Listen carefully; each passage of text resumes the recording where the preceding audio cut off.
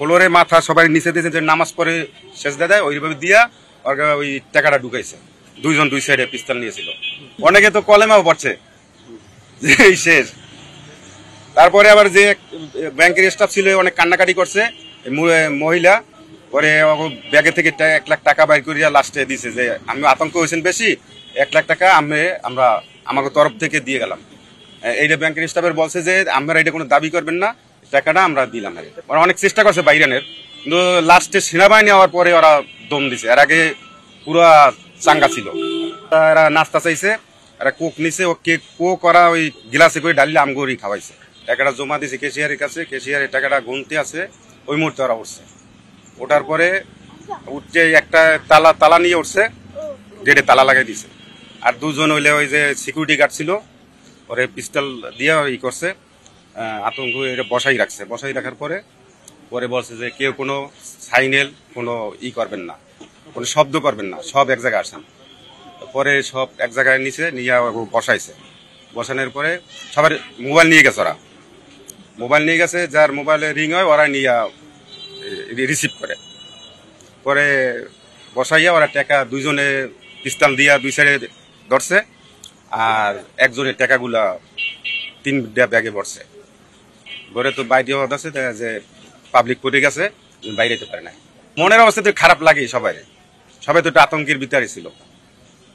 অস্ত্র যেহেতু শুনি যে নকল, একজন নকল জানলে তো আর এটা ভয় পাইতাম না। সবাই মনে করছে যে এখানে তো গোলাগুলি হইলে কেউ মারা যাবে, কেউ অ্যাক্সিডেন্ট হবে না, এটা আতঙ্ক তো লাগে, এটা ভয় তো লাগে যে এই মনে শেষ।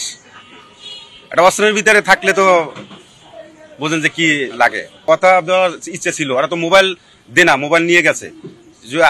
আমার মোবাইলটা ওই যে ওরা নেওয়া ধরছে, আমি সাইলেন্ট করে আমার পকেটে রাখছি, এটা আমার নেতা না। কিন্তু ফোন আসতে আছে, কিন্তু কোনোভাবে আমরা কথা বলতেন। যে ফোন আসে ওরা রিসিভ করে।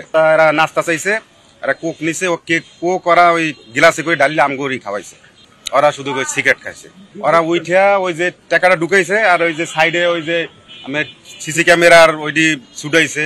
তারপর গ্রিল ছুটানোর চেষ্টা করছিল, পিছন দিয়ে গ্রিল ছুটানোর চেষ্টা করে বাইরে আনার চেষ্টা করছিল। স্টাফের কাছে জিজ্ঞাসা করছে যে আমি কি পিছনে কোনো রাস্তা আছে কিনা, বলছে যে না, পিছনে কোনো রাস্তা নেই, একটাই রাস্তা। ওরা অনেক চেষ্টা করছে বাইরে আনার, কিন্তু লাস্টে সেনাবাহিনী হওয়ার পরে ওরা দম দিছে। এর আগে পুরো চাঙ্গা ছিল।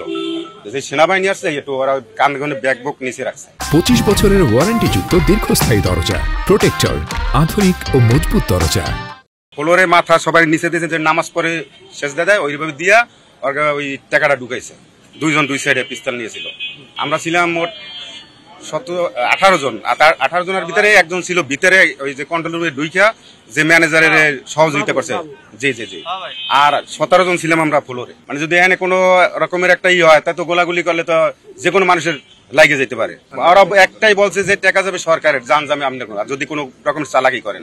2টা চাকু আর ওখানে উঠে একটা ওই এরা যে সিগারেট খাওয়ার ফালায় না, ওটার ভিতরে একটা মোবাইল ঢুকাইয়া একটা বানাইছে, ওই বোম সিস্টেম বানাইছে। যে ওই বোনে এটার ভিতরে নাম্বার আছে, ওই নাম্বারটা নিছে, যে এই নাম্বার আমরা কল দিলে এটা বাস্ট হয়ে যাবে। ম্যানেজারের সাথে কথা হয়েছে যে আমরা নামিয়ে যাওয়ার পরে যদি কোনো রকমের চালাকি করে আমি নাম্বারে টিপ দেবো, এই বাস্ট হইয়া আমার এই যে গ্রাহক এবং স্টাফ হয়ে যাবে।